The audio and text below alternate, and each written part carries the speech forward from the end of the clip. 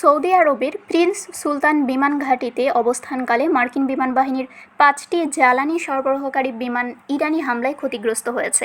দুজন মার্কিন কর্মকর্তার বরাত দিয়ে শুক্রবার ওয়াল স্ট্রিট জার্নাল এ তথ্য জানিয়েছে। প্রতিবেদনে বলা হয়েছে, সম্প্রতি সৌদি আরবের ওই ঘাঁটিতে ইরানের ক্ষেপণাস্ত্র হামলার সময় বিমানগুলো ক্ষতিগ্রস্ত হয়, তবে বিমানগুলো পুরোপুরি ধ্বংস হয়ে যায়নি এবং বর্তমানে সেগুলো মেরামতের কাজ চলছে। এই হামলায় কেউ নিহত হয়নি বলেও জানিয়েছে পত্রিকাটি। উল্লেখ্য, গত ২৮ ফেব্রুয়ারি যুক্তরাষ্ট্র ও ইসরায়েল ইরানের ওপর যৌথ হামলা চালানোর পর থেকে মধ্যপ্রাচ্যে উত্তেজনা তীব্র আকার ধারণ করেছে। ইরানি কর্তৃপক্ষের দাবি, ওই হামলায় প্রায় ১৩০০ জন নিহত এবং ১০,০০০-এর বেশি মানুষ আহত হয়েছেন।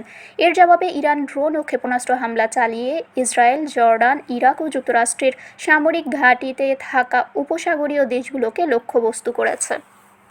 শারমিন শিমু, বরেন্দ্র টেলিভিশন।